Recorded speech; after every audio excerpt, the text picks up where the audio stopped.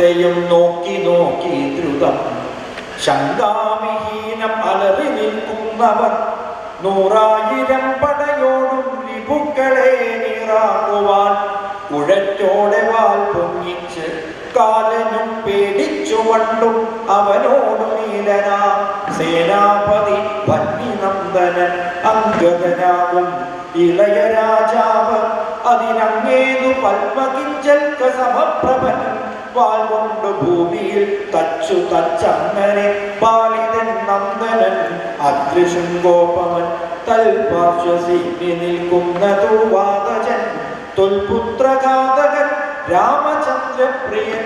ഓരോരുത്തരെ പരിചയപ്പെടുത്തി കൊടുത്ത കണ്ടോ? ആ നിൽക്കുന്ന ആളാണ് അഗ്നിപുത്രനായിരിക്കണ നീലൻ. ഇപ്പുറത്ത് ബാലിയുടെ പുത്രനായിരിക്കുന്ന അംഗദൻ. ഇങ്ങനെ ഓരോ ഓരോ ഓരോ ഓരോ വാനര നേതാക്കന്മാരെ പറഞ്ഞു കൊടുക്കും.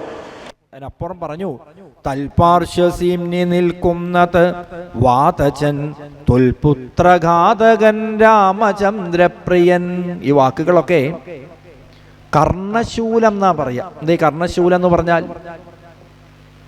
ചെവിയിൽ ശൂലമിട്ട് കുത്തുന്നത് പോലെ അല്ലേ? നമ്മുടെ ചെവിയിൽ വലിയൊരു ശൂലം കൊടുത്ത് കുത്തി അങ്ങോട്ട് ഇറക്കിയാൽ എങ്ങനെ ഉണ്ടാവും? നല്ല സുഖം ഉണ്ടാവും അല്ലേ? ഒരു ബഡ്സൊക്കെ ഇട്ടിട്ട് ഇങ്ങനെ ഇങ്ങനെ തിരിക്കണ ഒരു സുഖമൊക്കെ ഉണ്ടാവുമോ? ഇല്ല, ആകെ വേദനിച്ച് ജീവൻ പോവും. അതുപോലെയാണ് ഈ വാക്കുകൾ. അതാണ് നമ്മൾ ഓരോ വാക്കും പ്രയോഗിക്കുമ്പോൾ ശ്രദ്ധിക്കണം. ചില വാക്കുകൾ മറ്റുള്ളവരുടെ ഹൃദയത്തിൽ മധുരമായിട്ട് പെയ്തിറങ്ങും അല്ലേ? കർണപീയൂഷ സമാനമാം വാക്കുകൾ സീതാദേവി ഇന്നലെ പറഞ്ഞില്ലേ? കർണപീയൂഷ സമാനമാം വാക്കുകൾ, ചെവികൾക്ക് അമൃത് പോലെ ആനന്ദകരമായ വാക്കുകൾ, മാധുര്യമുള്ള വാക്കുകൾ. അപ്പോൾ വാക്കുകൾ എങ്ങനെയാവണം? മധുരമുള്ള വാക്കുകളാവണം. അതുകൊണ്ടാണ് 4 or 3 വയസ്സുള്ളപ്പോൾ ആചാര്യന്മാര് എഴുത്തിനിരുത്തും കുട്ടികളെ അല്ലേ? നാവിലാണ് എഴുതുക. ഹരിശ്രീ എഴുതിക്കും. എങ്ങനെയൊക്കെയാ എഴുതിക്കുക? സ്വർണമോതിരം തേനിൽ മുക്കിയിട്ട് തേനിൽ ചാലിച്ചിട്ട് ഈ സ്വർണം തേനും വയമ്പും ഒക്കെ ചേർത്തിട്ടാണ് നാവില് അക്ഷരം കുറിക്കുക. എന്താ ഈ 3 പ്രാധാന്യം? സ്വർണം കൊണ്ട് എഴുതുന്ന സങ്കല്പം എന്താണെന്നറിയോ? സ്വർണം പോലെ മൂല്യമുള്ള വാക്കുകൾ ഈ നാവിൽ നിന്ന് പുറത്തു വരട്ടെ. ഇതാണ് സ്വർണം കൊണ്ട് എഴുതണത്. തേൻ പുരട്ടണത് എന്തിനാണെന്നറിയോ? തേനുപോലെ മധുരമുള്ള വാക്കുകൾ ഈ നാവിലൂടെ പുറത്തു വരട്ടെ. വയമ്പ് കൊടുക്കുന്നത് എന്തിനാണെന്നറിയോ? വയമ്പ് പോലെ വഴക്കമുള്ള വാക്കുകൾ നാവിലൂടെ പുറത്തു വരട്ടെ. നോക്കൂ, ഇപ്പൊ നമ്മുടെ വാക്കൊക്കെ എങ്ങനെ ആയിരിക്കണം? മാധുര്യമുള്ള വാക്കുകൾ ആയിരിക്കണം. പ്രസാദം വദനത്തിങ്കൽ കാരുണ്യം ദർശനത്തിലും മാധുര്യം വാക്കിലും ചേർന്നുള്ളോനെ പുരുഷോത്തമൻ. ഇപ്പൊ നല്ല മനുഷ്യൻ ആരെ പറയാന്നറിയോ? പ്രസാദം വദനത്തിങ്കൽ. മുഖം എപ്പോഴും എങ്ങനെയായിരിക്കണം? പ്രകാശിച്ചുകൊണ്ട് അല്ലെ? മുഖത്തേക്ക് നോക്കിയാൽ പിന്നെ ഒന്നും കൂടി നോക്കാൻ തോന്നും. നമുക്ക് പലരുടെയും മുഖത്തേക്ക് ഒരു തവണ നോക്കിയാൽ പിന്നെ പറയണ്ട അല്ലേ? കണ്ണടച്ച് തിരിഞ്ഞു പോരുകയോ, നോക്കാൻ വയ്യ മുഖത്തേക്ക്. അങ്ങനെയല്ല, ഒന്നും കൂടി ഒന്ന് നോക്കിയാലോ അല്ലേ? ഇപ്പൊ ഗുരുവായൂരപ്പനെ കണ്ട് തൊഴുതിറങ്ങിയാൽ നമുക്ക് എന്താ തോന്നുക? ഒന്നുകൂടി ആ മുഖം ഒന്ന് കാണണം. എന്താ? പ്രസാദം വദനത്തിങ്കൽ കാരുണ്യം ദർശനത്തിലും. പിന്നെ കണ്ടു കഴിഞ്ഞാലോ കാരുണ്യം അല്ലേ? അദ്ദേഹത്തിൽ നിന്നുള്ള ആ ഒരു കരുണ നമ്മളിങ്ങനെ അനുഭവിക്കുന്നതായിട്ട് തോന്നണം. പറഞ്ഞാലോ മാധുര്യം വാക്കിലും. വാക്കുകൾ എന്ത് വേണം? മധുരമുള്ള വാക്കുകൾ പുറപ്പെടുവിക്കണം എന്നാ.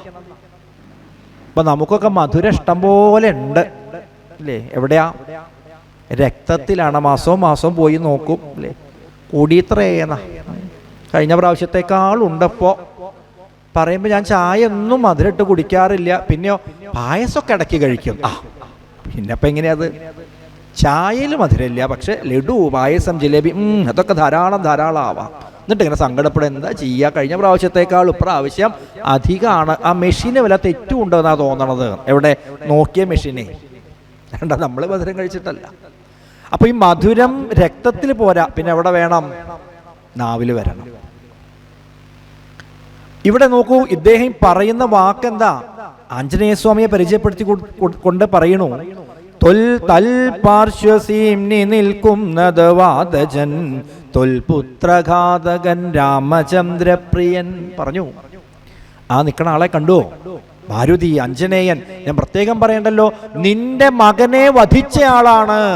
നോക്കണേ, ഒരു മുന്നറിയിപ്പ്. അതാ, നിസാരായിട്ട് കാണണ്ട. ആ ആരാമം പൊടിക്കണ സമയത്ത് രാവണപുത്രനായിരിക്കണ അക്ഷകുമാരൻ ചെല്ലുന്നുണ്ട്. എന്തിന്? ആഞ്ജനേയസ്വാമിയെ പിടിച്ചു കെട്ടാനേ.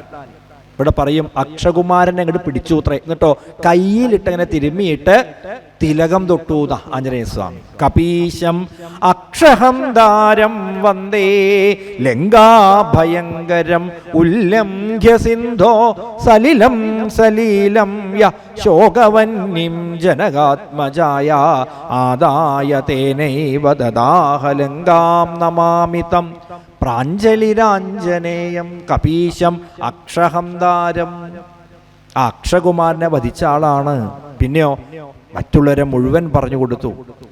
മൈന്ദനങ്ങേതവൻ തമ്പീ വിവിധനും വൃന്ദാരക വൈദ്യനന്ദനന്മാരല്ലോ സേതുകർത്താവാം നളനതിനങ്ങേത് ബോധമേറും വിശ്വകർമാവു തന്മകൻ താരൻ പനസൻ കുമുദൻ വിനതനും വീരൻ വൃഷഭൻ വികടൻ വിശാലനും മാരുതിതൻ പിതാവാകിയ കേസരി ശൂരനായിടും പ്രമാധി ശതബലി സാരനാം ജാമ്പവാനും വേഗദർശിയും വീരൻ ഗജനും ഗവയൻ ഗവാക്ഷനും ശൂരൻ ദധിമുഖൻ ജ്യോതിർമുഖൻ അതിഘോരൻ സുമുഖനും ദുർമുഖൻ ഗോമുഖൻ ഇത്യാദി വാനരനായകന്മാരെ ഞാൻ പ്രത്യേകമെങ്ങനെ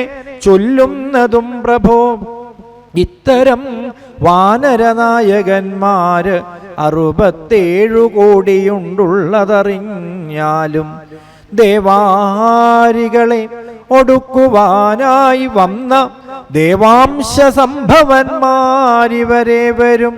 ശ്രീരാമദേവനും മാനുഷനല്ല ആദിനാരായണനാം പരൻ പുരുഷോത്തമൻ സീതയാകുന്നത് യോഗമായാ ദേവി സോദരൻ ലക്ഷ്മണനായത് അനന്തനും. ഓരോരുത്തരും പ്രത്യേകം പ്രത്യേകം പ്രത്യേകം പരിചയപ്പെടുത്തിയിട്ട് പറഞ്ഞു. 1ഉം 2ഉം വാനരന്മാരല്ല, പിന്നെയോ 67 കോടിയിൽ പരം സൈന്യം. പിന്നെ ഈ വന്ന രാമനെയും ലക്ഷ്മണനെയും സീതയൊന്നും കുറച്ച് കാണണ്ട. ശ്രീരാമദേവനും മാനുഷനല്ല ആദിനാരായണനാം പരൻ പുരുഷോത്തമൻ. ശ്രീരാമചന്ദ്രസ്വാമിയെ എങ്ങനെ കാണണം? മനുഷ്യനായിട്ടല്ല, മാനുഷനല്ല രാമൻ, സാക്ഷാൽ പരബ്രഹ്മം സീതയാകുന്നത് യോഗമായാദേവി. സീത എന്നത് ലക്ഷ്മിയാണ്. ശ്രീരാമൻ എന്ന് പറയുന്നത് സാക്ഷാൽ വിഷ്ണു ഭഗവാനാണ്. സോദരനായത് ലക്ഷ്മണൻ അനന്തനാണ്. ലോകമാതാവും പിതാവും ജനകചാരാഘവന്മാരെന്നറിക വഴി പോലെ. ഭഗവാൻ തന്നെയാണ് ഇവിടെ അവതരിച്ചിട്ടുള്ളത്. ഈ വൈഷ്ണവ ആരാധനയിലെ ചതുർവ്യൂഹ ഉപാസന എന്നൊരു സമ്പ്രദായമുണ്ട്. മനസ്സിലാക്കിയിട്ടുണ്ടോ എന്ന് എനിക്കറിയില്ല. ചതുർവ്യൂഹ ഉപാസന എന്ന് പറഞ്ഞാൽ വിഷ്ണു സങ്കല്പത്തെ 4ആയിട്ട് കാണും.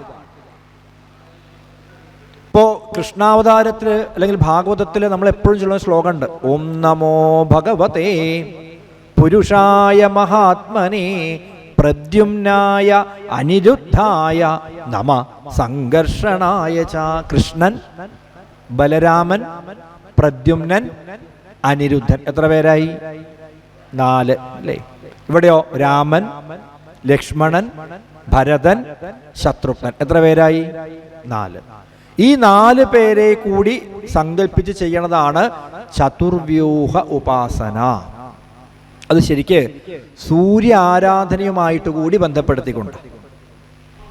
അപ്പം നമ്മളൊക്കെ എല്ലാ ദിവസവും രാവിലെ ചൊല്ലുന്ന ശ്ലോകമാണ് ശുക്ലാംബരധരം വിഷ്ണും ശശിവർണം ചതുർഭുജം പ്രസന്നവദനം ധ്യായേൽ സർവ വിഘ്നോപശാന്തയേൽ. സഹസ്രനാമം ചൊല്ലുമ്പോഴും ചൊല്ലും അല്ലേ, എല്ലാത്തിനും ചൊല്ലും. ഞാൻ ചോദിക്കട്ടെ, ഈ ശ്ലോകത്തിലൂടെ ഏതു ദേവതാ സങ്കല്പത്തെയാണ് നമ്മൾ പ്രാർത്ഥിക്കണത്? ആരുമുണ്ടെന്നില്ല കേട്ടോ. സർവവിഘ്നോപശാന്തയേൽ. അപ്പൊ ആരെ കുറിച്ചിട്ടാവും? ഗണപതി എന്നാണ് നമ്മൾ ആദ്യം പറയാ അല്ലേ, കുഴപ്പമൊന്നുമില്ല. വിഷ്ണുവായിട്ടും പറയും. ഞാൻ ചോദിക്കട്ടെ, ശുക്ലാംബരധരം, വിഷ്ണുവിന്റെ വസ്ത്രത്തിന് നിറം നമ്മൾ പഠിച്ചത് എന്താ? അത് പറയണല്ലോ. ശ്രീകൃഷ്ണ ഭഗവാന്റെ വസ്ത്രത്തിന്റെ പട്ടിന്റെ നിറം എന്താ? മഞ്ഞ. ശുക്ലം എന്ന് പറയാൻ എന്താ? വെളുപ്പാണ്. അപ്പൊ എങ്ങനെ ശരിയാവുക? അപ്പൊ ഇവിടെ ശരിക്ക് പറഞ്ഞാൽ ഇതിനെങ്ങനെയാണ് അത്രേ? സൂര്യ ഉപാസനമായിട്ട് ശുക്ലാംബരധരം, വെളുത്ത വസ്ത്രം എന്ന് പറഞ്ഞാൽ സൂര്യന്റെ വെയിലെ വെളിച്ചം എന്നാണ് ശുക്ലാംബരധര. അപ്പൊ അടുത്ത സംശയം, വിഷ്ണു എന്ന് പറയുന്നുണ്ടല്ലോ, അപ്പൊ ഇത് വിഷ്ണു അല്ലേ? വിഷ്ണു എന്നുള്ള വാക്കിന്റെ അർത്ഥം എന്താണെന്നറിയോ? വിഷ്ണുഹു വ്യാപനശീലത്വാത് എന്ന് പറഞ്ഞാൽ വ്യാപിക്കുക, എല്ലായിടത്തും വ്യാപിക്കാൻ കഴിവുള്ളതാണ് വിഷ്ണു. അപ്പൊ സൂര്യപ്രകാശത്തിന്റെ പ്രത്യേകത എന്താ? എല്ലായിടത്തേക്കും വ്യാപിക്കും. ശുക്ലാംബരധരം വിഷ്ണു. അപ്പൊ സൂര്യ ഉപാസനയായിട്ടും ഇതേ ശ്ലോകത്തെ പറയും, വിഷ്ണുപാസകരായിട്ടും പറയും, ഗണപതിപരായിട്ടും പറയും, ഏത് ദേവസങ്കല്പവുമായിട്ടും ഈ ശ്ലോകം ചേർന്ന് നിൽക്കും. എന്ന് പറഞ്ഞാൽ ആദ്യം പറഞ്ഞു തെറ്റല്ല കേട്ടോ, അയ്യോ ഞങ്ങൾ ഇപ്പോൾ ഇതുവരെ ഗണപതി എന്ന് വിചാരിച്ചിട്ടാ ചൊല്ലിയത്, ഇനിയിപ്പോൾ മാറ്റി ചൊല്ലണ്ട. ഗണപതിയായിട്ടും സങ്കല്പിക്കാം, വിഷ്ണുവായിട്ടും സങ്കല്പിക്കാം, പക്ഷേ സൂര്യനായിട്ടും സങ്കല്പിക്കാം. ഈ സൂര്യൻ, എത്ര സൂര്യന്മാരുണ്ട്? ഒന്ന് എന്നാണ് നമ്മൾ ആദ്യം പറയാം അല്ലേ. 12 മാസമാണല്ലോ ഒരു വർഷത്തിൽ അല്ലേ. ഓരോ മാസത്തിലെയും സൂര്യന് ഓരോ സ്വഭാവ. ഇപ്പൊ കർക്കിടക മാസത്തിലെ സൂര്യന് വലിയ ചൂടൊന്നും, ഇപ്പൊ ചൂടും ഉണ്ട് കേട്ടോ, ഇപ്പൊ മഴ പോയാൽ നല്ല ചൂടായി. പക്ഷെ കുംഭം മീനം മാസത്തെ ചൂടൊന്നും കർക്കിടകത്തിലില്ല. കുംഭം മീനം മാസത്തിൽ സൂര്യൻ നല്ല ചൂടനാ അല്ലേ, നല്ല ചൂട് തലയ്ക്ക് കയറിയ ആളാ, ചൂടനാണ്. അപ്പൊ ഓരോ മാസത്തെയും സൂര്യന്റെ സ്വഭാവം വ്യത്യാസമുണ്ട്. അത് കണക്കാക്കിയിട്ട് 12 മാസമുള്ള സൂര്യന്മാർക്ക് 12 പേര് കൊടുക്കും. അതാണ് ദ്വാദശ ആദിത്യന്മാർ. സൂര്യ നമസ്കാരമൊക്കെ ചെയ്യുന്ന ആൾക്കാരുണ്ടാവും അല്ലേ. സൂര്യ നമസ്കാരം എത്രണ്ണം ചെയ്യും? ഒന്നെന്നെ ചെയ്യാൻ വയ്യ, കയ്യും കാലും ഒക്കെ വേദനയാണ് എന്നാ അല്ലേ. ചെയ്യുമ്പോ എത്ര ചെയ്യണത്രേ? 12 എണ്ണം ചെയ്യണം എന്നാ ചുരുങ്ങിയത്. എന്താ? 12 സൂര്യന്മാര്. ഭാസ്കരായ നമഃ, ആദിത്യായ നമഃ, ഇങ്ങനെ 12 നാമവും ചൊല്ലിയിട്ട് വേണം 12 തവണ. അപ്പൊ പറഞ്ഞു വന്നത്, ഈ ചതുർവ്യൂഹോപാസനയിൽ ഈ 4 സങ്കല്പങ്ങൾക്ക് 3 ഉപദേവതാ സങ്കല്പം ചേർത്ത് 4 3 12 12 രൂപത്തിൽ ഈ സങ്കല്പത്തെ പൂജിക്കുന്നതിനാണ് ചതുർവ്യൂഹ ഉപാസന. ഞാൻ ചുരുക്കിയാണ് പറഞ്ഞത്, വിശദീകരിച്ച് പറയണമെങ്കിൽ കുറേ സമയം വേണം. അപ്പൊ അങ്ങനെ ചതുർവ്യൂഹ ഉപാസനയായിട്ട് കൂടി നമ്മൾ എന്തിനെ മനസ്സിലാക്കണം? ശ്രീരാമചന്ദ്ര അവതാരത്തെ മനസ്സിലാക്കണം. ശ്രീരാമചന്ദ്രസ്വാമി വിഷ്ണു അവതാരാണ്. ലക്ഷ്മി സങ്കല്പത്തിൽ സീത അവതരിക്കുന്നു. അനന്തരായിട്ട് ലക്ഷ്മണകുമാരൻ വന്നു. ഭരതശത്രുഘ്നന്മാരോ ശംഖ് ചക്രങ്ങളുടെ അവതാരാണ്. അതിന് പുറകെ രസകരമായൊരു കഥയുണ്ട് കേട്ടോ. ഭഗവാൻ പാലാഴിയിലെ പള്ളി കൊള്ളുമ്പോൾ അനന്തനാഗത്തിന്റെ പുറത്ത്, ശേഷനാഗത്തിന്റെ പുറത്തേക്ക്, സംഘർഷമൂർത്തിയുടെ പുറത്തേക്ക് കിടക്കാൻ വേണ്ടി വരുമ്പോൾ അതുവരെ ഉപയോഗിച്ചിരുന്ന പാദുകങ്ങള് വൈകുണ്ഠത്തിന്റെ ഗോപുരത്തിന്റെ പുറത്ത് അഴിച്ചു വയ്ക്കും. അപ്പൊ നമ്മളും അതെ, ഇപ്പോൾ ക്ഷേത്രത്തിലേക്ക്, മണ്ഡപത്തിലേക്ക് കയറിയപ്പോൾ ചെരുപ്പുകളൊക്കെ പുറത്ത് അവിടെ വെച്ചിട്ടുണ്ട്. എന്നിട്ട് ഇവിടെ ഇരിക്കുമ്പോൾ ഒരു സമാധാനവും ഇല്ല അല്ലേ. ഇന്നലെ വാങ്ങിയ ചെരുപ്പാണ്, ചെല്ലുമ്പോൾ അത് അവിടെ ഉണ്ടായാൽ മതിയായിരുന്നു എന്നാണ് പ്രാർത്ഥന. ആ ചെരുപ്പിനെ ആലോചിച്ചിട്ടാണ് ഇവിടെ ഇരിക്കുക. അപ്പൊ ഇതുപോലെയാണ് ഈ ചെരുപ്പ് അഥവാ പാദുകങ്ങൾ അവിടെ അഴിച്ചു വെച്ച ഭഗവാൻ ഇവിടെ കടന്നു. പക്ഷെ ഭഗവാന്റെ കൈകളിൽ എന്തുണ്ട്? ശംഖുണ്ട്, ചക്രമുണ്ട്. ഇനിയാണ് കൗതുകകരമായൊരു രംഗം. ഈ ശംഖ് ചക്രങ്ങൾ എന്ത് ചെയ്തു അത്രേ? അവര് പരസ്പരം നോക്കി ഒന്ന് ചിരിച്ചു. എന്നിട്ടോ രണ്ടാളും കൂടി വാതിലിന്റെ അവിടേക്ക് നോക്കി ഇതങ്ങനെ കാണിച്ചു. കണ്ടോ? ഇപ്പം നമ്മുടെ ഒരു ഭാഗ്യം നോക്കൂ, നമുക്ക് ഭഗവാൻ ഉറങ്ങുമ്പോൾ പോലും ഭഗവാന്റെ കൈകളിൽ ആരുണ്ട്? നമ്മൾ രണ്ടാളുണ്ട്, ശംഖുണ്ട് ചക്രമുണ്ട്. കണ്ടില്ലേ അവൻ്റെ അവസ്ഥ? ഇതുവരെ അവൻ്റെ വിചാരം അവനാണ് ഭഗവാനും കൊണ്ട് നടന്നിരുന്നത് എന്നാ അല്ലേ? ഇപ്പം കണ്ടോ, പടിക്ക് പുറത്താണ് അവൻ്റെ സ്ഥാനം. ഇത് ഭഗവാൻ മനസ്സിലാക്കിയെന്ന. നല്ലോ ശ്രദ്ധിക്കണേ, ഗുരുവായൂരപ്പനൊക്കെ ഭജിക്കുന്ന ആൾക്കാരെ ചെറിയൊരു അഹങ്കാരം മനസ്സിൽ വന്നാൽ മതി, അപ്പോൾ തീരുമാനമാക്കി തരും. ശരി, എൻ്റെ കയ്യിൽ ഇത്രയും കാലം ഉണ്ടായിട്ടും ശംഖചക്രങ്ങളെ നിങ്ങൾക്ക് ഇത്ര അഹങ്കാരം ഉണ്ടോ? ആട്ടെ, ശരിയാക്കി തരാം. നിങ്ങൾ എൻ്റെ പാദുകങ്ങളെ കളിയാക്കിയല്ലേ? ഈ ശംഖചക്രങ്ങളാണ് പിന്നീട് ഭരതനും ശത്രുഘ്നനായിട്ട് ജനിച്ചത്. അവർക്ക് എന്ത് ചെയ്യേണ്ടി വന്നു? ഭഗവാന്റെ ശ്രീരാമചന്ദ്രസ്വാമിയുടെ ഇതേ പാദുകങ്ങൾ 14 വർഷം സിംഹാസനത്തിൽ വെച്ച് പൂജിക്കേണ്ടി വന്നു. നോക്കണേ, താൻ നിരന്തരം ചെയ്യുന്ന കർമ്മങ്ങൾ താൻ അനുഭവിച്ചിടുകന്നേ വരൂ. എന്നാണ് നേരത്തെ പറഞ്ഞത്. ഓരോ വാക്ക് പുറപ്പെടുമ്പോഴും ഓരോ പ്രവൃത്തി ചെയ്യുമ്പോഴും ഉള്ളിലൊരു മോണിറ്റർ വേണം, ഒരു വർക്ക് ചെയ്തുകൊണ്ടേ ഇരിക്കണം അല്ലേ? ഇങ്ങനെ അത് ഒരു തരത്തിലും മോശമായ വാക്ക് വരരുത്, മോശമായ പ്രവൃത്തി വരരുത്. വന്നാൽ എന്താ കുഴപ്പം? അതൊക്കെ തിരിച്ചു വരും. ഇതുപോലെ ഓരോ കളിയാക്കലുകളും ഓരോ കുറ്റപ്പെടുത്തലുകളും നമ്മുടെ നേരെ തിരിയുന്ന. അപ്പൊ നോക്കൂ, ഞാൻ ഈ വിരലെടുത്ത് നിങ്ങളുടെ നേരെ ഇങ്ങനെ ചൂണ്ടാണ് വിചാരിച്ചോളൂ അല്ലേ? ഈ പറയുന്ന പേരിലെ ചൂണ്ടുവിരൽ നിങ്ങളെ നേരെ ഞാൻ ഇങ്ങനെ ചൂണ്ടി നിങ്ങളുടെ കുറ്റം പറയുമ്പോ നോക്കണേ, 3 വിരല് എന്റെ നേരെ ചൂണ്ടുന്നുണ്ട് അല്ലേ? നോക്കൂ, ഇങ്ങനെ പിടിച്ചു നോക്കൂ. ഞാൻ നിങ്ങളെ ചൂണ്ടുമ്പോ 3 വിരൽ എന്റെ നേരെ. എന്താ അതിന്റെ അർത്ഥം? നീ ആ വ്യക്തിയിൽ കണ്ട ദോഷത്തെക്കാൾ 3 മടങ്ങ് നിന്റെ ഉള്ളിൽ തന്നെ ഉണ്ട്. അപ്പൊ സ്വയം നന്നായിട്ട് വേണം മറ്റുള്ളവരെ ഉപദേശിക്കാൻ. നമ്മൾ ഉപദേശിക്കാൻ വലിയ കേമന്മാരാ. ഉപദേശം ഫ്രീ ആയിട്ട് അത്രയും കൊടുക്കും. സ്വന്തം കാര്യത്തിൽ ഉണ്ടാവുമോ? അങ്ങനെയല്ല വേണ്ടത് എന്നിട്ടോ. രാമായണമൊക്കെ പഠിക്കുന്ന ആൾക്കാർ എന്ത് വേണം? സ്വയം നന്നായിട്ട് വേണം മറ്റുള്ളവരെ ഉപദേശിക്കാൻ. ഓക്കെ. അപ്പൊ ഇത്തരത്തിൽ ആ ചതുർവ്യൂഹോപാസനയെ കുറിച്ചുകൂടി നമ്മൾ സൂചിപ്പിച്ചു. പിന്നീട് പറയണു, പഞ്ചഭൂതാത്മകമായ ശരീരവും പഞ്ചത്വമാശു ഭവിക്കുമെല്ലാവനും പഞ്ചാത്മക തത്വങ്ങളെ കൊണ്ട് സഞ്ചിതം പുണ്യഭാവങ്ങളാൽ ബദ്ധമായി ഞാനെന്ന ഭാവം അതിങ്കലുണ്ടായി വരും. രാവണൻ ഉപദേശിക്കുക, 5 ദിവസത്തെ താമസം കൊണ്ട് സത്സംഗം കൊണ്ട് കിട്ടിയ അറിവ് എത്ര മാറ്റം വന്നു ശുഗന് അല്ലേ? നേരത്തെ പറഞ്ഞില്ലേ, രാക്ഷസനായിട്ടാണ് അങ്ങോട്ട് പോയതെങ്കിൽ സാക്ഷരനായിട്ടാണ് ശുഗൻ ഇപ്പൊ ഇങ്ങോട്ട് വന്നത്. ഒരു അക്ഷരം മാറ്റിയിട്ടാൽ മതി. രാക്ഷസനായിട്ട് അങ്ങോട്ട് പോയി സാക്ഷരനായിട്ട് വിദ്യ നേടിയിട്ട്, അക്ഷരം എന്ന് പറഞ്ഞാൽ നാശമില്ലാത്തത്, അത് അറിവ്. ആ അറിവ് നേടിയിട്ട് തിരിച്ചു വന്നു. പറയണു, രാവണ, ദേഹാഭിമാനം എന്നത് വളരെ മോശമായ കാര്യമാണ്. നമ്മളൊക്കെ അഹങ്കരിക്കും അല്ലേ? എൻ്റെ ഈ ശരീരം, എൻ്റെ ഈ ധനം, എൻ്റെ ഈ അറിവ്, എൻ്റെ ഈ സൗന്ദര്യം, എൻ്റെ ഈ ആരോഗ്യം, എൻ്റെ ബന്ധങ്ങൾ, എൻ്റെ സ്വാധീനം, ഇതൊക്കെ ഏതുവരെ? അടുത്ത നിമിഷം ഇല്ലാണ്ടാവും. ഞാനെന്നും എൻ്റെ ധനമെന്നും എനിക്കനേകം സ്ഥാനങ്ങളുണ്ട്, ഒഴിവതില്ലിഹ ഞാനിതെന്നും മാനം നടിച്ചതിനിമേൽ മതി ചിത്തമേ നീ ധ്യാനിച്ചു കൊള്ളുക സതതം ഭഗവൽ സ്വരൂപം. ഇപ്പൊ നമ്മുടെ അഹങ്കാരം എന്താ? ഞാൻ എന്നും ഞാൻ ഈ ഇരിക്കണതൊന്നും നിങ്ങൾ കണക്കാക്കണ്ട. ഞാൻ ഇന്ന തറവാട്ടില് ഇന്നയാളുടെ മകൻ അല്ലെങ്കിൽ മകൾ, ഞാൻ എന്നും. പിന്നെയോ എൻ്റെ ധനമെന്നും, എൻ്റെ കയ്യിൽ എത്ര പണം ഉള്ളതെന്നറിയോ? പിന്നെയോ ഞാനുള്ളപ്പോ അനവധി സ്ഥാനമാനങ്ങൾ എനിക്കുണ്ട്. ഇതൊന്നും ഞാൻ ഒരിക്കലും ഒഴിഞ്ഞു കൊടുക്കൂല. മരിച്ചാലും ഞാൻ ഈ കസേലയിൽ നിന്ന് ഇറങ്ങി പോവില്ല. അതന്നെ, മാനം നടിച്ചതിനിമേൽ മതി ചിത്തമേ നീ ധ്യാനിച്ചു കൊള്ളുക സതതം ഭഗവൽ സ്വരൂപം. ഇതൊക്കെ എന്താ? ഇതൊന്നും മാനമല്ല, ഇതൊക്കെ ദുരഭിമാനാണ്. ഈ ദുരഭിമാനങ്ങളൊക്കെ മാറ്റിവെക്കൂ.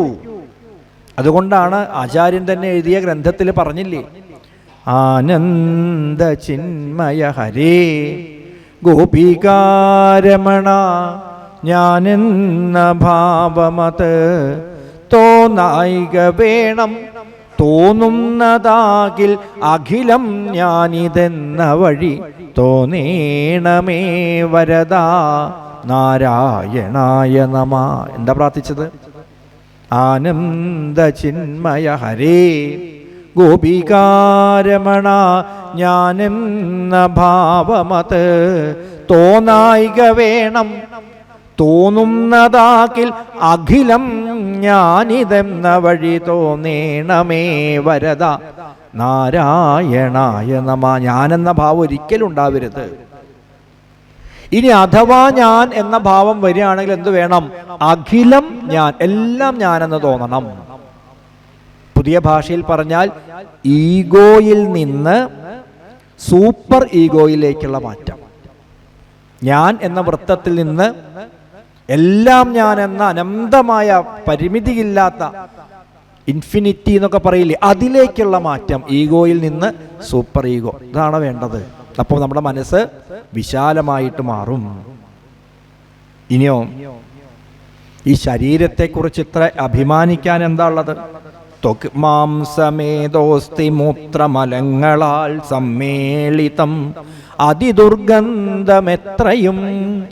ഈ ശരീരത്തെക്കുറിച്ച് നമ്മളിങ്ങനെ അഭിമാനിക്കുന്നുണ്ടല്ലോ അല്ലേ? ഒന്ന് ആലോചിച്ച് നോക്കൂ. ഏറ്റവും വൃത്തികെട്ടൊരു സാധനമാണ് നമ്മുടെ ശരീരം. 4 ദിവസം കുളിക്കാതിരുന്നാൽ മതി അല്ലേ? അടുത്ത് വരുന്നവരൊക്കെ മൂക്ക് പൊത്തിയിട്ട് ഓടിപ്പോകും. ഇപ്പം 2 നേരം കുളിച്ചും അല്ലേ, പല പല സാധനങ്ങളൊക്കെ ശരീരത്തൊക്കെ പുരട്ടി അങ്ങനെ വന്ന് ഇരിക്കുമ്പോൾ വലിയ കുഴപ്പമൊന്നുമില്ല. 10 ദിവസം ഭാഗത്ത് കടന്നു നോക്കണ, ഇന്നലും കൂടി കണ്ടേയുള്ളൂ, ആ ആളാണോ ഈ ആള്, എന്താ ആകെ മാറിയിട്ടുണ്ട്. മാത്രമല്ല ഈ ശരീരത്തിൻ്റെ ഉള്ളിലുള്ള വാസ്തവത്തിൽ എന്താ ഉള്ളത്? കുറച്ച് രക്തം, മൂത്രം അല്ലേ, കഫം, മലം തുടങ്ങിയിട്ട് വൃത്തികെട്ട സാധനം. ഇത്രയൊന്നും പറയണ്ട. ശരീരത്തിൻ്റെ ഉള്ളിലുള്ളൊരു സാധനം പുറത്തേക്ക് പോയാൽ പിന്നെ അത് തൊടാൻ നമുക്ക് പറ്റുമോ? അറപ്പും വെറുപ്പല്ലേ തോന്നുക അല്ലേ? നവദ്വാരങ്ങളുടെ എന്തെങ്കിലുമൊക്കെ പുറത്തേക്ക് പോയാൽ, ഇപ്പൊ വിയർപ്പ് പോലും വിയർപ്പായിട്ട് ശരീരത്തിലുണ്ടാകും, പക്ഷെ വിയർപ്പ് തുള്ളി ഇറ്റ് വീണാൽ പിന്നെ അത് തൊടാൻ നമുക്ക് പ്രയാസം. ഉമിനീര് വായിലാവുമ്പോൾ കുഴപ്പമില്ല, അത് പുറത്തേക്ക് പോയാൽ പിന്നെ അത് തൊടാൻ പറ്റില്ല. ഇങ്ങനെ ശരീരത്തിൽ നിന്ന് പോകണത് മുഴുവൻ വൃത്തികേടല്ലേ? ഈ വൃത്തികേടിനെ കുറിച്ചിട്ടാണോ രാവണ നീ ഇങ്ങനെ അഹങ്കരിച്ചു കൊണ്ടിരിക്കുന്നത്? ഭോഗഭോക്താവായ ദേഹം ക്ഷണം കൊണ്ട് രോഗാതിമൂലമായി സമ്പദിക്കും ദൃഢം. ഇവിടെയൊക്കെ മനസ്സിലാക്കണേ, ഈ ഉപദേശമൊക്കെ ശരിക്കും ആർക്കാ? ഇപ്പൊ ഈ ഉപദേശം ആർക്ക് കൊടുക്കണു?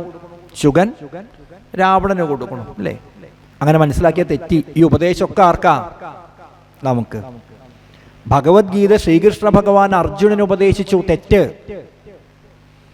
അർജുനനെ നിമിത്തമാക്കി നമുക്ക് ഉപദേശിച്ചു. ശ്രീരാമചന്ദ്രസ്വാമി ലക്ഷ്മണന് ഉപദേശം കൊടുത്തു, തെറ്റ്. ലക്ഷ്മണനെ നിമിത്തമാക്കി നമുക്ക് അല്ലേ? അപ്പൊ ഈ ഉപദേശങ്ങളൊക്കെ നമുക്ക് മനസ്സിലാക്കാനുള്ളത് അവിടെ പറയണു. രോഗങ്ങളായുള്ള ശത്രുക്കളും വന്ന്, രോഗം ഒരു 30-40 വയസ്സൊക്കെ ആയാൽ ആദ്യത്തെ ആള് വരും അല്ലേ? അദ്ദേഹം ശരീരത്തിലൊക്കെ വന്നിങ്ങനെ നോക്കും, വലിയ കുഴപ്പമൊന്നുമില്ല, നല്ല ഫലഭൂയിഷ്ടായ ശരീരമാണെന്ന് അവിടെ കുറച്ച് കാലം താമസിക്കാം. ആദ്യം വരുന്ന ആളാണ് ബ്ലഡ് പ്രഷർ. അദ്ദേഹം വന്നു. അത് കഴിഞ്ഞപ്പോൾ അദ്ദേഹം വിചാരിക്കും, ഒറ്റയ്ക്ക് ഇരുന്ന് മടുത്തു, ഇവിടെ കൂട്ടുകാരനെ ഇങ്ങോട്ട് വിളിക്കാം. ഫോൺ ചെയ്ത് വിളിച്ചു, ഇവിടെ നല്ലൊരു ശരീരം കിട്ടിയെടുത്ത് താനും കൂടി ഇങ്ങോട്ട് പോന്നോളൂ, നമുക്ക് സുഖമായിട്ട് മിണ്ടിയും പറഞ്ഞൊക്കെ ഇവിടെ ഇരിക്കാം. ഷുഗർ അഥവാ പ്രമേഹം. 2 ആൾ വന്നു. 2 ആളും കൂടി ഇരുന്നപ്പോൾ പറഞ്ഞു, നമുക്ക് മറ്റേ ആളെയും കൂടി ഇങ്ങോട്ട് വിളിച്ചാലോ? എന്നാൽ അതാ നല്ലത്. കൊളസ്ട്രോള് അയാളെ കൊടുന്നു. പിന്നെ അവർ പറഞ്ഞു, നമുക്കിങ്ങനെ ഓരോരുത്തരെ വിളിക്കേണ്ട, ഇപ്പോഴത്തെ രീതി അനുസരിച്ച് നമുക്കൊരു വാട്സപ്പ് ഗ്രൂപ്പ് ഉണ്ടാക്കിയിട്ട് അതിലൊരു മെസ്സേജ് ഇടാം, എല്ലാവരും ഇങ്ങോട്ട് വന്നോട്ടെ എന്നാ. ഒരു വാട്സപ്പ് ഗ്രൂപ്പ് ഉണ്ടാക്കി, രോഗങ്ങളുടെ ഒരു വാട്സപ്പ് ഗ്രൂപ്പ്. എന്നിട്ട് അതിലൊരു മെസ്സേജ്, എല്ലാവരും ഇങ്ങോട്ട് വന്നോളൂ, ഇവിടെ നല്ലൊരു സ്ഥലം കിട്ടിയിട്ടുണ്ട്. ഓരോരുത്തരായിട്ട് ഇവിടെ അങ്ങോട്ട് ഇരിപ്പുറപ്പിക്കും. ഭട്ടതിരിപ്പാട് പറയും, നമ്മുടെ ഏറ്റവും നല്ല സുഹൃത്ത് ആരാന്നറിയും? നമ്മളെ ഏറ്റവും നല്ല സുഹൃത്ത് എന്ന് വിചാരിക്കുന്നവരാരും നമ്മുടെ സുഹൃത്തുക്കളല്ല എന്ന് പറയുമ്പോൾ തോന്നുന്നു, അങ്ങനെയൊന്നുമില്ല, എനിക്ക് നല്ല സുഹൃത്തുക്കൾ ഇഷ്ടം പോലെയുണ്ട്. ഇന്ന് ഇവിടുന്ന് അങ്ങോട്ട് ചെന്ന ഫോൺ വിളിച്ചിട്ട് 1,00,000 രൂപ കടം ചോദിച്ചോളൂ, ഏറ്റവും അടുത്ത സുഹൃത്ത്.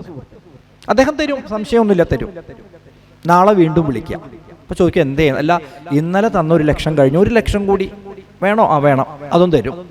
ഒരു 10 ദിവസം അടുപ്പിച്ച് ഓരോ ലക്ഷം വാങ്ങിച്ചു നോക്കൂ.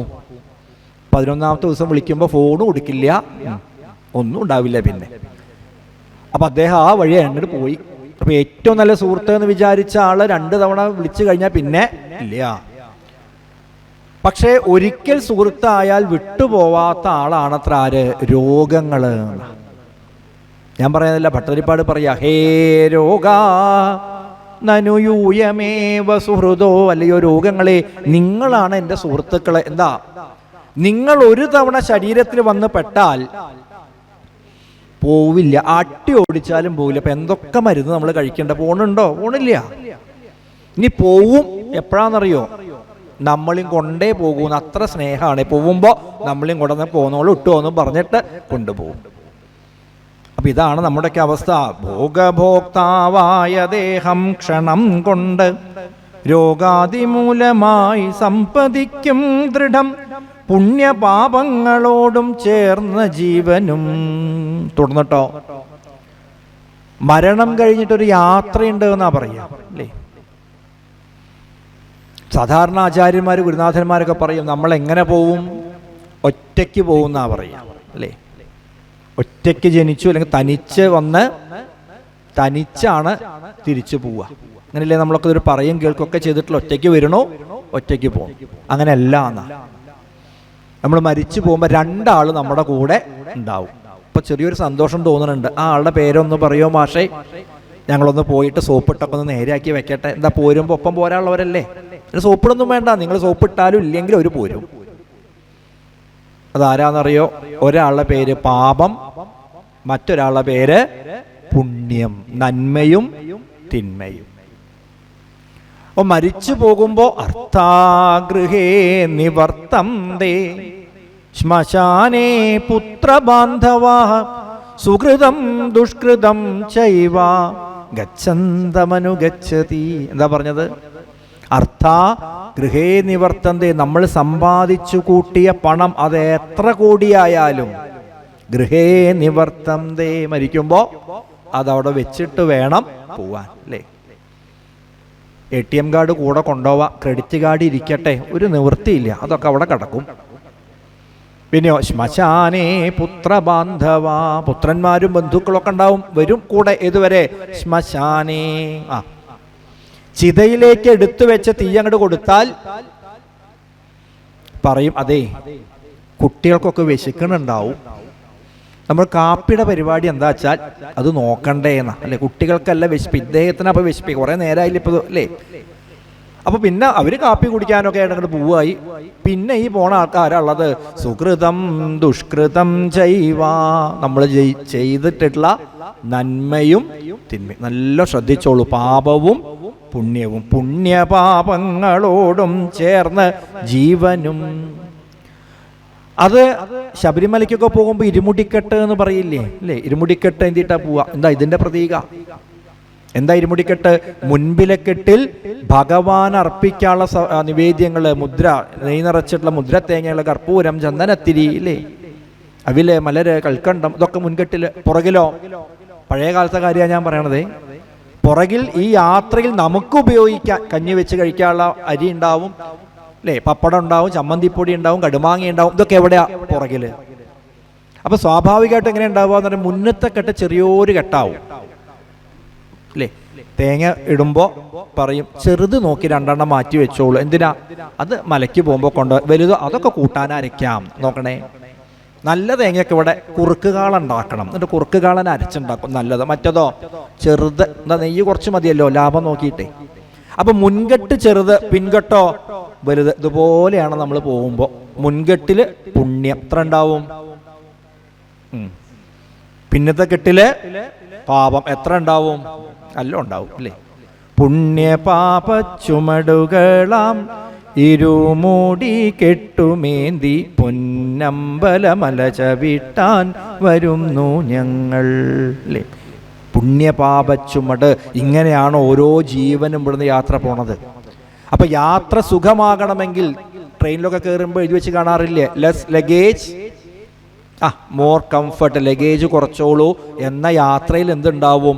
സമാധാനം ഉണ്ടാവും. ഇപ്പം തന്നെ അത്യാവശ്യം ലഗേജ് ആയിട്ടുണ്ടാവും. ഇനി എന്ത് ചെയ്തോളുക? ഇന്ന് പ്രഭാഷണം കേട്ട് കഴിഞ്ഞാൽ ഇനി ലഗേജ് കൂട്ടണ്ട, പാപം കുറയ്ക്കുക, പുണ്യം വർദ്ധിപ്പിക്കുക. അതിവിടെ പറഞ്ഞു കൊടുക്കണു.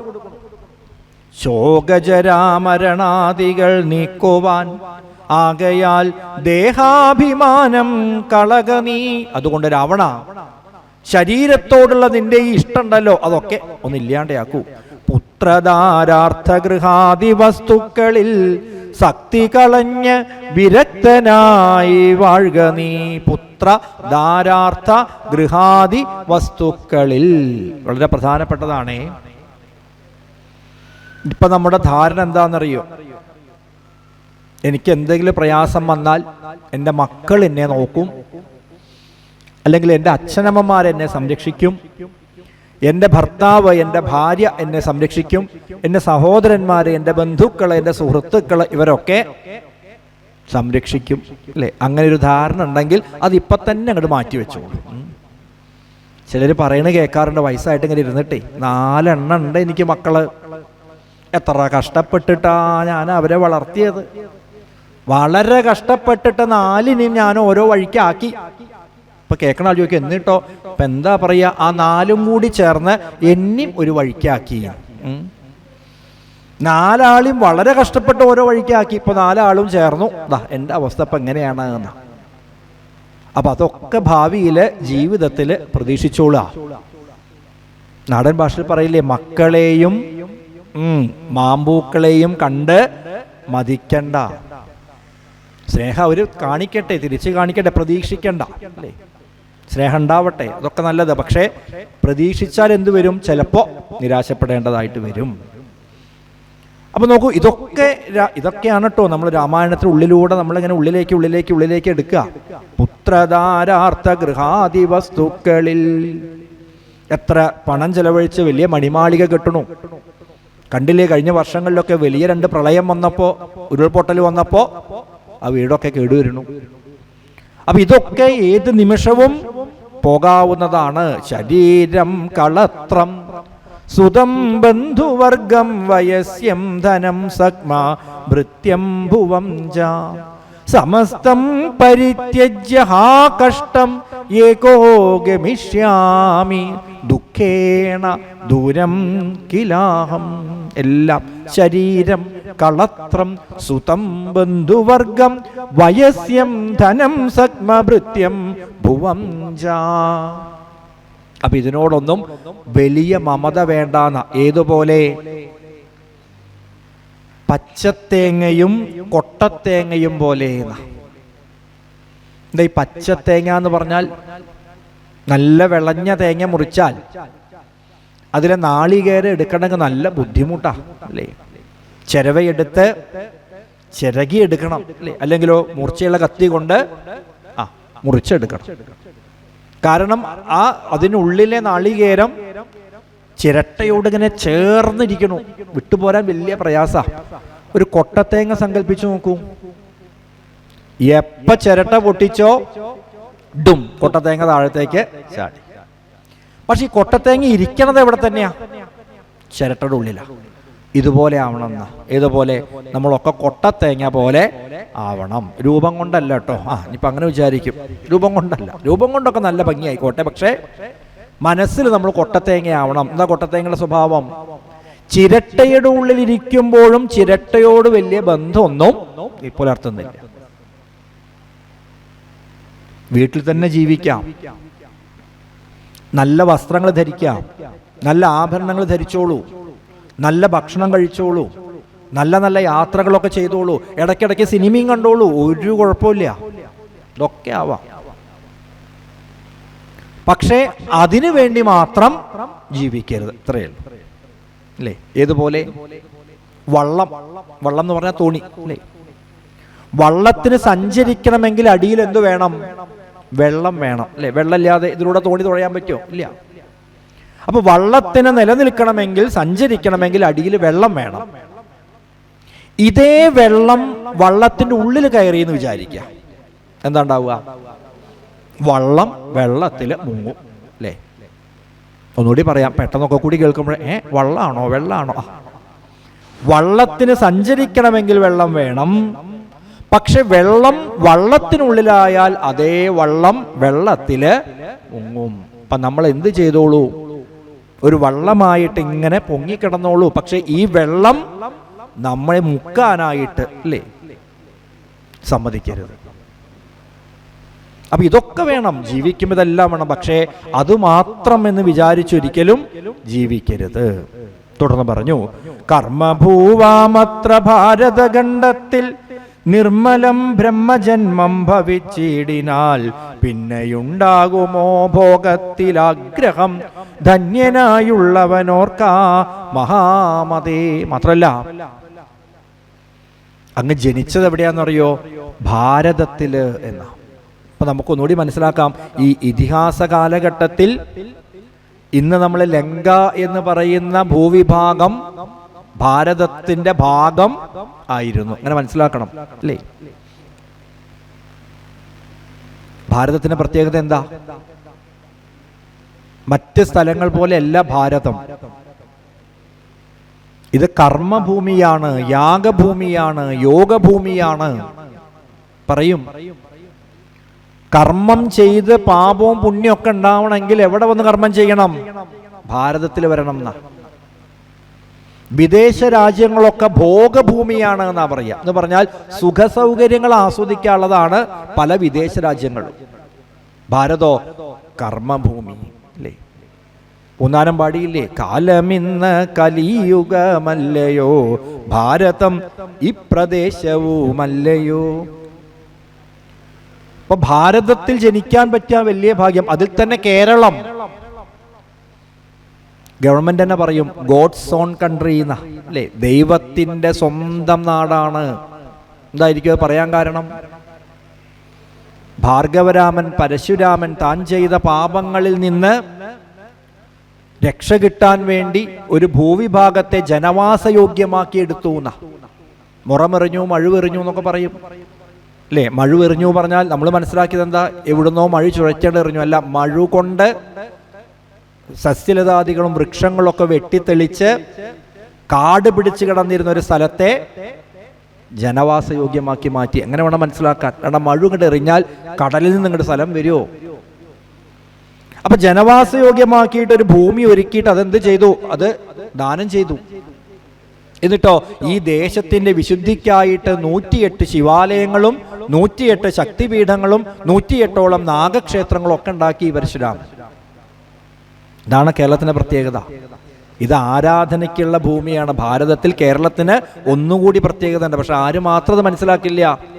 നമ്മൾ മാത്രം. ഏതുപോലെ കുങ്കുമത്തിന്റെ ഗന്ധമറിയാതെ കുങ്കുമം ചുമക്കും പോലെ ഗർദ്ധപം. താൻ ചുമന്നു കൊണ്ടുപോകുന്ന ഈ ഭാണ്ഡക്കെട്ടിൽ നിന്നാണ് കസ്തൂരിയുടെ സുഗന്ധം വരണത്.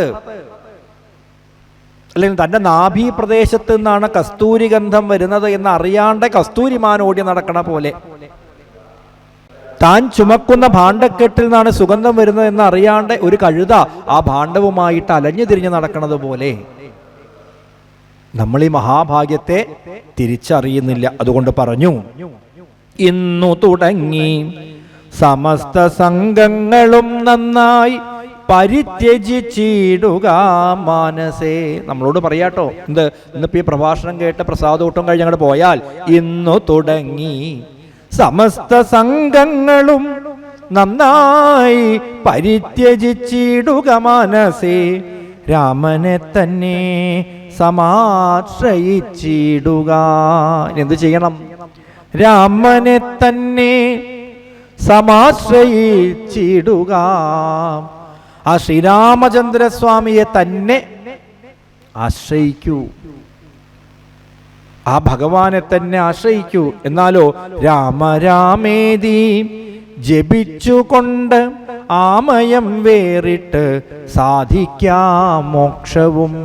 അങ്ങനെ മനസ്സിനെ പവിത്രമാക്കിയിട്ട് ശുദ്ധീകരിച്ച് മനസ്സിലെ ദുർവാസനകളെ എല്ലാം മാറ്റി നിർത്തിക്കൊണ്ട് രാമമന്ത്ര സ്മരണയോടുകൂടി മനസ്സിനെ ശുദ്ധീകരിക്കൂ. രം എന്ന് പറയുന്ന അക്ഷരം തന്നെ അഗ്നിബീജമാണ് എന്നാ പറയാ. എന്ന് പറയുന്നത് അഗ്നിക്ക് തുല്യാണത്രേ. അഗ്നിയിലിട്ടാൽ എങ്ങനെയാണോ ഏതൊരു വസ്തുവും കത്തിച്ചാമ്പലായി പോണത്, അതുപോലെ മനസ്സിലെ പാപങ്ങളൊക്കെ രാമമന്ത്ര ഉച്ചാരണത്തിലൂടെ ദഹിച്ചു പോണം. ഇതാണ് രാമമന്ത്രത്തിന്റെ പ്രത്യേകത. രാ എന്ന് ജപിക്കുമ്പോൾ നമ്മുടെ ശരീരത്തിലെ പാപങ്ങളൊക്കെ പറന്നു പോകുന്ന പറയാ. എന്നിട്ടോ അത് തിരിച്ചു വരും. അത് തിരിച്ചു വരാതിരിക്കാൻ വേണ്ടി എന്ത് ചെയ്യണം? വാതിലുകൾ കൊട്ടി അടയ്ക്കണം. അതാണത്രേ മാ. ഇതല്ലേ നമ്മൾ സാധാരണ കർക്കിടകം തുടങ്ങുന്ന തലേ ദിവസം വീട്ടിലൊരു കലാപരിപാടി ഉണ്ടല്ലോ അല്ലേ? വീട്ടിലെല്ലാ വൃത്തികേടുകളും കരിക്കട്ടയും അല്ലേ, മറാലയും തലമുടി കഷ്ണങ്ങളും ഒക്കെ അടിച്ച് വാരി ഒരു പൊട്ടമുറത്തിലാക്കിയിട്ട് അതൊക്കെ ദൂരെ കൊണ്ടുപോയിട്ട് കളഞ്ഞ് കയ്യും കാലും മുഖമൊക്കെ കഴുകി ശുദ്ധാക്കിയിട്ട് വിളക്ക് തെളിയിച്ച് ശ്രീഭഗവതിയെ പ്രാർത്ഥിച്ച് ദശപുഷ്പങ്ങളും കുങ്കുമച്ചെപ്പും അല്ലേ തുടങ്ങി കണ്ണാടിയും വസ്ത്രവും അക്ഷതവും ഒക്കെ ചേർത്ത് ആ ഭഗവതിയെ മച്ചകത്ത് നമ്മൾ ഒരുക്കി വെക്കും. ഈ ക്രിയ എന്താണെന്നറിയോ? നമ്മുടെ മനസ്സിൽ ഇങ്ങനെ കുറേ വൃത്തികെട്ട സാധനങ്ങൾ ഉണ്ടാവും. അതിനെ മുഴുവൻ എന്ത് ചെയ്യണം? അടിച്ച് പുറത്താക്കി ചാണകവെള്ളം തളിച്ച് മനസ്സ് ശുദ്ധാക്കിയിട്ട് ശ്രീ ഭഗവതിയെ കുടിയിരുത്തുക. അതിനെന്ത് വേണം? രാമ രാമേതി ജപിച്ചുകൊണ്ട്, രാമമന്ത്രം ജപിച്ചിട്ട് വേണം മനസ്സിനെ ശുദ്ധാക്കാൻ. അപ്പൊ ഈ സമയത്ത് നമുക്ക് രാമമന്ത്രം ഒന്ന് ജപിച്ചിട്ട് വേണം അടുത്ത ഭാഗത്തേക്ക് പോകാൻ. ചെറിയൊരു നാമാവലി ചൊല്ലി നമുക്ക് മറ്റു ഭാഗങ്ങളിലേക്ക് പോവാം. ഞങ്ങൾ നോക്കുമ്പോഴേ ചിലർക്കൊക്കെ ചെറുതായിട്ട് ഇങ്ങനെ കണ്ണുകളൊക്കെ ഇങ്ങനെ അടഞ്ഞിങ്ങനെ പോകുന്നുണ്ടോയെന്നൊരു സംശയം. അല്ല, എൻ്റെ സംശയം കേട്ടോ, നിങ്ങൾ കണ്ണടച്ചിട്ടല്ല, എനിക്ക് അങ്ങനെ തോന്നുക. അപ്പം രണ്ട് കാര്യമുണ്ട്. രാമനാമമൊക്കെ ജപിക്കുമ്പോൾ നമുക്ക് കുറച്ചൊരു ഉത്സാഹ ഉണർവൊക്കെ ഉണ്ടാവും. ചൊല്ലിയാലോ? രാമചന്ദ്ര നമസ്തേ നമോസ്തുതേ, രാഘവായ നമസ്തേ നമോസ്തുതേ, രാമഭദ്ര നമസ്തേ നമോസ്തുതേ, രാമ രാമ. രാമചന്ദ്ര നമസ്തേ നമോസ്തുതേ, രാഘവായ നമസ്തേ നമോസ്തുതേ, രാമഭദ്ര നമസ്തേ നമോസ്തുതേ, രാമ രാമ. ഈ രാമനാമം ചൊല്ലുമ്പോഴേ ചൊല്ലുന്ന ആളുകളുടെ പാപങ്ങളൊക്കെ പറന്നു പോകും. അർത്ഥം പറ. ഈ പറന്നു പോകുന്ന പാപങ്ങൾ എവിടെ ഇരിക്കുമെന്നറിയോ? ചൊല്ലാത്ത ആളുകളുടെ മേൽ വന്നിട്ട് ഇരിക്കും. നല്ല ശ്രദ്ധിക്കണേ. അപ്പൊ ഇനി നിങ്ങൾ തീരുമാനിക്കുക, ചൊല്ലണോ? ചൊല്ലുന്നയുടെ പാപം പറന്നു പോവും, ചൊല്ലാത്തയുടെ തലയിൽ വന്നിട്ട് ഇരിക്കും. അപ്പൊ ഇനി നിങ്ങൾ തീരുമാനിച്ചോളൂ, ചൊല്ലണോ ചൊല്ലണ്ടേ നോക്കുക നമുക്ക്. രാമചന്ദ്ര നമസ്തേ നമോസ്തുതേ, രാഘവായ നമസ്തേ നമോസ്തുതേ, രാമഭദ്ര നമസ്തേ നമോസ്തുതേ, രാമചന്ദ്ര. രാഘവാ തവ പാദാംബുജം മമ ബാധ കൂടാതെ സേവിച്ചു കൊള്ളുവാൻ, ബോധവിഗ്രഹ കാത്തുകൊള്ളേണമേ, രാമ രാമ. രാമചന്ദ്ര നമസ്തേ നമോസ്തുതേ, രാഘവായ നമസ്തേ നമോസ്തുതേ, രാമഭദ്ര നമസ്തേ നമോസ്തുതേ, രാമ രാമ. രാഗദ്വേഷങ്ങൾ എന്നോടെ മാനസേ ഭോഗി തൽപക പറ്റാതിരിക്കുവാൻ, ഭാഗതേയാബ്ദേ കാത്തുകൊള്ളേണമേ, രാമ രാമ. രാമചന്ദ്ര രാഘവായ രാമഭദ്ര നമസ്തേ നമോസ്തുതേ, രാമ രാമ. നല്ലവരെ നമസ്കരിക്കാകണം, നല്ല പുണ്യസ്ഥലം ഗമിക്കാകണം, ഇല്ലാതാകണം ഭ്രാന്തിയും മായയിൽ. രാമ രാമ രാമചന്ദ്ര രാഘവായ നമസ്തേ നമോസ്തുതേ. രാമഭദ്ര നമസ്തേ നമോസ്തുതേ. രാമ രാമ മൽകൃതങ്ങളാം ദോഷങ്ങളൊക്കവേ ഉൾക്കമലെ സഹിച്ചുകൊണ്ടെന്നുടെ ദുഷ്കൃതം തീർത്ത് രക്ഷിച്ചു കൊള്ളണേ. രാമ രാമ രാമചന്ദ്ര രാഘവായ നമസ്തേ. രാമഭദ്ര രാമ രാമ രാമ രാമ ജാനകീ ജീവനസ്മരണം ജയ ജയ രാമ രാമ. ഇപ്പം മുഖത്തേക്ക് ഇങ്ങനെ നോക്കുമ്പോൾ എന്തൊരു ഉണർവാന്നറിയോ ആ രാമമന്ത്രങ്ങൾ ജപിച്ചതിൻ്റെ. പറയാൻ വയ്യ, അത്ര കേമായിട്ടുണ്ട്. തുടർന്ന് ഈ ശുഗന്റെ പൂർവവൃത്താന്തത്തെ ഇവിടെ ഒന്ന് സ്മരിക്കുന്നുണ്ട്. ആരായിരുന്നു ഈ ശുഗൻ? അദ്ദേഹം വാസ്തവത്തിൽ പൂർവജന്മത്തിൽ അദ്ദേഹം ഒരു ബ്രാഹ്മണ ശ്രേഷ്ഠനായിരുന്നു എന്നൊക്കെയാണ് പറയുക. അദ്ദേഹത്തിന് അഗസ്ത്യ മഹർഷിയുടെ ഒരു ശാപമുണ്ടായി എന്നും ഞാൻ ചുരുക്കി പറയാണ് കേട്ടോ, സമയം അങ്ങനെ കഴിയാൻ പോവായില്ലേ, 10 മിനിറ്റ് കൂടിയൊക്കെ ഉള്ളൂ. അതുകൊണ്ട് അഗസ്ത്യ മഹർഷിയുടെ ഒരു ശാപം കൊണ്ട് ഈ ശുഗൻ രാക്ഷസനായിട്ട് മാറി എന്നാണ്. താൻ അറിയാതെ ചെയ്ത തെറ്റാണ് അല്ലെ. കഥ നമുക്കറിയാം, ചുരുക്കിയൊന്ന് പറയാം, വരികളൊന്നും വായിക്കുന്നില്ല. ശുഗൻ ബ്രാഹ്മണോത്തമനായിട്ട് വൈദിക കർമ്മങ്ങളൊക്കെ അനുഷ്ഠിച്ച് ജീവിക്കണു. അങ്ങനെ ഇരിക്കെ ഒരിക്കൽ അഗസ്ത്യ മഹർഷി അവിടെ എത്തുകയാണ്. അഗസ്ത്യ മഹർഷിയെ ആഹാരത്തിനായിട്ട് ക്ഷണിച്ചു. അഗസ്ത്യ മഹർഷി പറഞ്ഞു, ശരി, പക്ഷെ ഞാൻ ദേഹശുദ്ധി വരുത്തിയിട്ട് വരാം. എങ്ങനെയാണ്? അപ്പൊ നമ്മളൊന്നും അങ്ങനെയല്ല അല്ലേ. ആഹാരത്തിന് വിളിച്ചാൽ പിന്നെ ഒന്നും നോക്കില്ല, കൂടെ അങ്ങോട്ട് പോകും. കയ്യും കഴുകണ്ട, വായും കഴുകണ്ട. അപ്പൊ കഴിഞ്ഞൊരു ദിവസം ഉണ്ടായി ഇതുപോലെ അതിഗംഭീരമായൊരു വിവാഹം, സദ്യ. ഇരുന്ന് ഭക്ഷണമൊക്കെ കഴിച്ചു. ഭക്ഷണം കഴിഞ്ഞപ്പോൾ എൻ്റെ ഇപ്പുറത്തിരിക്കുന്ന ആൾ എന്നെ ഇങ്ങനെ തോണ്ടി ചോദിച്ചു, മാഷേ, കൈ കഴുകണ സ്ഥലം എവിടെയാ? അപ്പം ഞാൻ ചോദിച്ചപ്പോൾ ആദ്യം ഇതുണ്ടായില്ലേ? ആദ്യം കൈ കഴുകിയില്ല, ഇനിയിപ്പോൾ ഇത് കഴുകാണ്ട് പറ്റില്ലല്ലോ, നോക്കണേ. അപ്പം ഭക്ഷണം കഴിഞ്ഞിട്ട് മാത്രമല്ല, ഭക്ഷണം കഴിക്കുന്നതിന് മുമ്പ് എന്ത് വേണം? കയ്യും വായും മുഖമൊക്കെ ഒന്ന്, അതൊക്കെ ഒരു സംസ്കാരമാണ്, ശീലമാണ് അല്ലേ. ആ കോവിഡ് കാലത്ത് എത്ര പ്രാവശ്യം നമ്മൾ കൈ കഴുകലായിരുന്നു. ഒരു ജന്മത്തിലെ കഴുകലൊക്കെ അന്ന് തീർത്തു. സോപ്പിട്ട് കഴുകന്നെ, ഹാൻഡ് വാഷ് എടുക്കണോ, സാനിറ്റൈസർ എടുക്കണോ, എന്തൊരു വൃത്തിയാ. എന്താ അപ്പോൾ ആ വൃത്തി തുടർച്ചയായിട്ട് കൊണ്ടു നടന്നാൽ അത് ശരി. അപ്പോൾ ഇത് കഴിഞ്ഞാൽ ഓടുക ചെയ്യാം, കൈ കഴുകിയിട്ട് ഓടിയാൽ മതി കേട്ടോ. അപ്പോൾ പറഞ്ഞത് അഗസ്ത്യ മഹർഷി പറഞ്ഞു, ഞാൻ ദേഹശുദ്ധി വരുത്തി വരാം. അങ്ങനെ ഇദ്ദേഹം ദേഹശുദ്ധി വരുത്താൻ വേണ്ടി പോയ സമയത്ത് അവിടെ ഒരു രാക്ഷസൻ വന്നു എന്ന്. അയാൾ എന്തിനു വരുന്നു? അയാളിങ്ങനെ നോക്കിയിരിക്കുകയാണ്. എന്ത്? ഈ നല്ല കാര്യങ്ങൾ ചെയ്യുന്നവരെ അപായപ്പെടുത്താൻ വേണ്ടിയിട്ട് സമൂഹം ശ്രമിക്കുന്ന, നന്മ ചെയ്യുന്ന ആൾക്കാർക്ക് എന്തെങ്കിലും ദോഷം ചെയ്യുക. അതാണ് വജ്രദംഷ്ടൻ. അയാൾ എന്ത് ചെയ്തു? അത്രേ, അഗസ്ത്യന്റെ രൂപം ധരിച്ചിട്ട് ഇവിടെ വന്നു.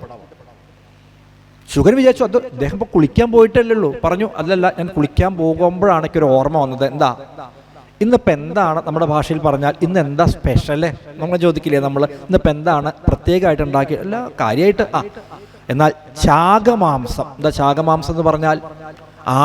ആട് അല്ലേ, ആടിനെ കറി വെച്ചിട്ട് അത് വേണം. ശുഗൻ വിചാരിക്കുക അഗസ്ത്യ മഹർഷി ഈ ചാകമാംസം വേണം എന്നൊക്കെ ആവശ്യം ഇവിടെ പറയാൻ പറ്റില്ല. എന്താ, സന്യാസിമാരെ സംബന്ധിച്ചിടത്തോളം അല്ലെങ്കിൽ ഒരു പദവിയിൽ നിന്ന് ഉയർന്നു നിൽക്കുന്ന ആൾക്കാരെ സംബന്ധിച്ചിടത്തോളം അവർക്ക് അങ്ങനെയുള്ള നിബന്ധനയൊന്നുമില്ല അല്ലേ. ഇപ്പൊ ഈ ഉപാസനയിൽ നിന്ന് നമ്മൾ അങ്ങോട്ട് പോയി ഒരു അവധൂത വൃത്തിയിലൊക്കെ എത്തിയാൽ അവർക്ക് ഈ വക ഒരു നിബന്ധനയില്ല. അപ്പൊ നമുക്കൊക്കെ വലിയ നിബന്ധനയാണ്, രാവിലെ കുളിച്ചിട്ടേ നമ്മൾ ആഹാരം കഴിക്കൂ അല്ലേ. അവർക്കതൊന്നുമില്ല, അവരിപ്പോൾ കുളിക്കുന്നല്ല, 10 ദിവസമായിട്ടേ കുളിക്കുള്ളൂ. 10 ദിവസം ആഹാരം കഴിക്കാതെ ഇരിക്കും ചിലപ്പോൾ. നമുക്ക് പിന്നെ അത് പറ്റില്ല. വയറ് നിറയെ കഴിച്ചിരിക്കാനും അറിയാം, ഒന്നും കഴിക്കാണ്ടിരിക്കാനും അറിയാം.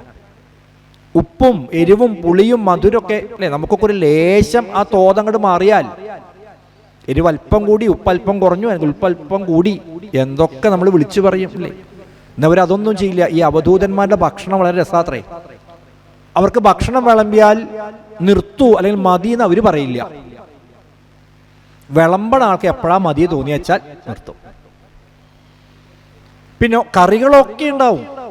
നമ്മളൊക്കെ എങ്ങനെയാ കഴിക്കുക? ഓരോന്ന് ആസ്വദിച്ചിട്ടാണ് കഴിക്കുക അല്ലേ. പരിപ്പ് നെയ്യൊന്ന് കൂട്ടി ആദ്യം ഒന്ന് കഴിക്കും.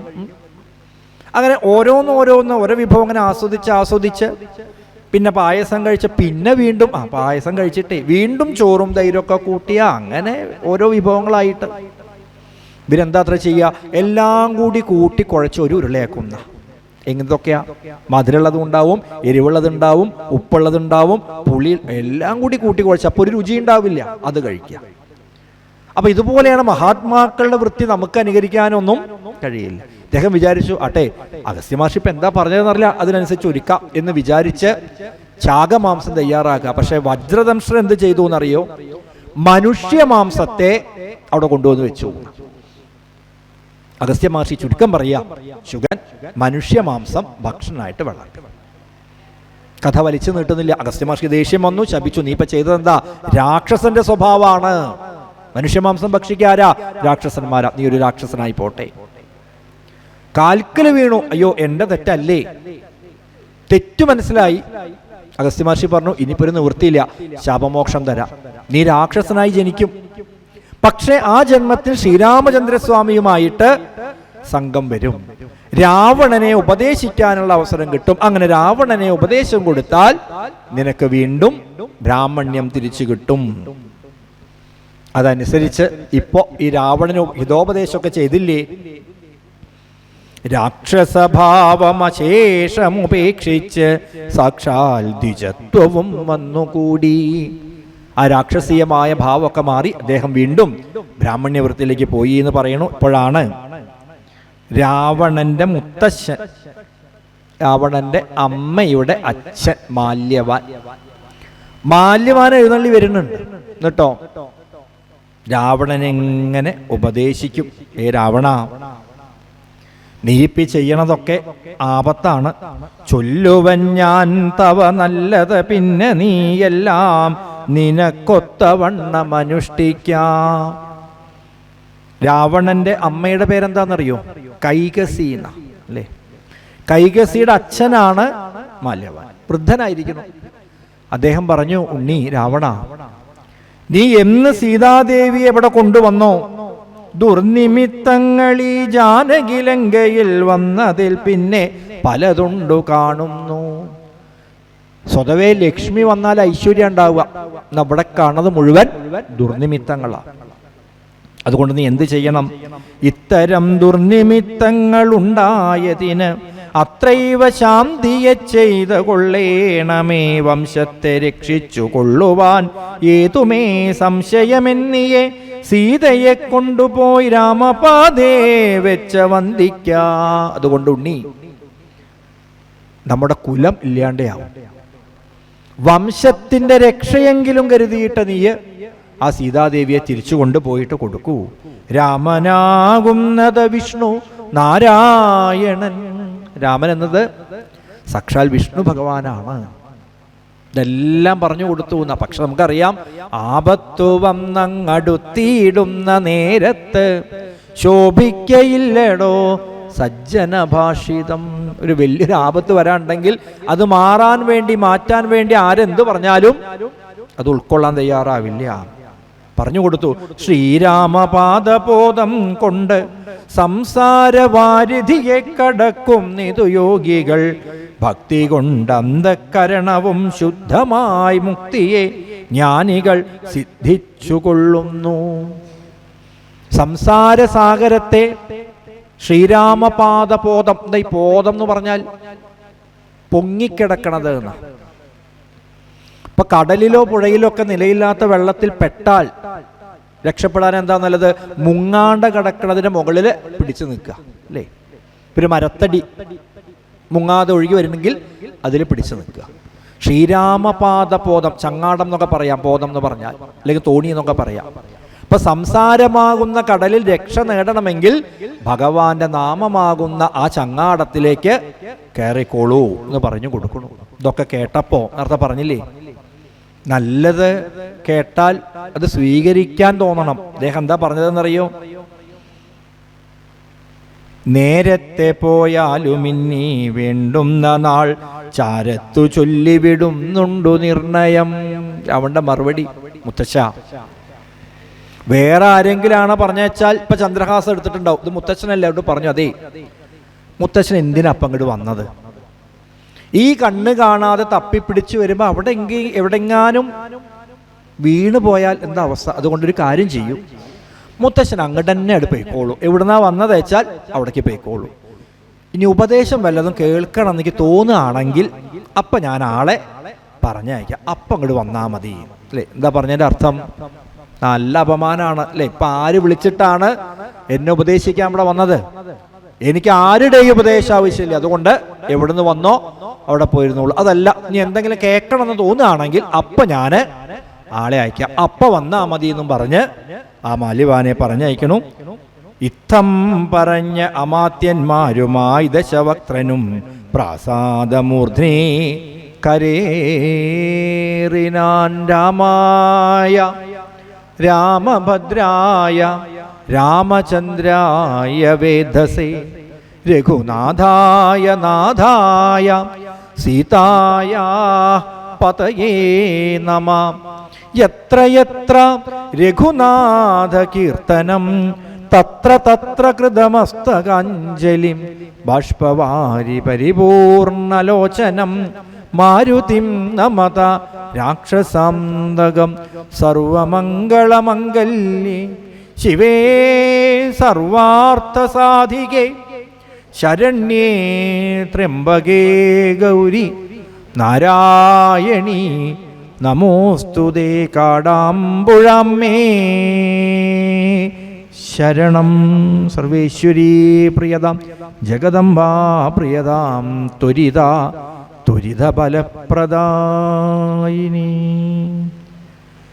കഴിഞ്ഞ 2 ദിവസമായിട്ട് ഈ അമ്മയുടെ മുമ്പിൽ ഇങ്ങനെ ഇരുന്ന് രാമകഥ കേൾക്കാനും പാടാനും പറയാനും ഒക്കെ ഉള്ള അവസരം ലഭിച്ചു. അതിന് നിമിത്തമായ എല്ലാവരുടെ പാദങ്ങളിലും നമസ്കരിച്ചുകൊണ്ട് രാവണൻ മാല്യവാനോട് പറഞ്ഞ് അവസാനിപ്പിച്ച 2 വരിയുണ്ട്. ഇപ്പം പൊയ്ക്കോളൂ. പിന്നെന്താ പറഞ്ഞത്? ഇനി വേണമെങ്കിൽ ആളെ അയക്കാം, അപ്പം വന്നിട്ട് ഉപദേശിച്ചാൽ മതി. ഇപ്പം മാല്യവാൻ പ്രതീക്ഷിച്ചിരിക്കുന്നുണ്ട്, അടുത്ത കൊല്ലവും ചിലപ്പോൾ ആളെ അയക്കുന്നുണ്ടാവും, അപ്പോൾ വരികയാണെങ്കിൽ വരാം എന്ന് അമ്മയോട് പ്രാർത്ഥിച്ചുകൊണ്ട് ഈ വാക്കുകളെ സമർപ്പിക്കണം. കായേന വാചാ മനസേന്ദ്രിയേർവാ ബുദ്ധ്യാത്മനാ വാ പ്രകൃതേ സ്വഭാവാൽ കരോമി യദ്യൽ സകലം പരസ്മൈ നാരായണായേതി സമർപ്പയാമി. കരചരണകൃതം വാ കായജം കർമ്മജം വാ ശ്രവണനയനജം വാ മാനസം വാ പരാധം വിദിതമവിദിതം വാ സർവമേതൽ ക്ഷമസ്വ. ശിവ ശിവ കരുണാബ്ധേ ശ്രീ മഹാദേവ ശംഭോ ശരണാഗത ദീനാർത്തപരിത്രാണപരായണേ സർവസ്യാർത്തിഹരേ ദേവി നാരായണി നമോസ്തുതേ. രാധാരമണ മുകുന്ദ മുരാരേ ശരണം മേ തവ ചരണയുഗം ഗുരുപവനപുരേശ രാധാകൃഷ്ണ ശരണം മേ തവ ചരണയുഗം. ദേവി മഹേശ്വരി പാർവതി ശങ്കരി ശരണം മേ തവ ചരണയുഗം. ശംഭോ ശങ്കര സാംബ സദാശിവ ശരണം മേ തവ ചരണയുഗം. കാളി മഹേശ്വരി പാർവതി ശങ്കരി ശരണം മേ തവ ചരണയുഗം. കാടാമ്പുഴയിൽ വാഴും ദേവി ശരണം മേ തവ ശരണയുഗം. ലോകാ സമസ്ത സുഖിനോ ഭവന്തു. ഓം ശാന്തി ശാന്തി ശാന്തി.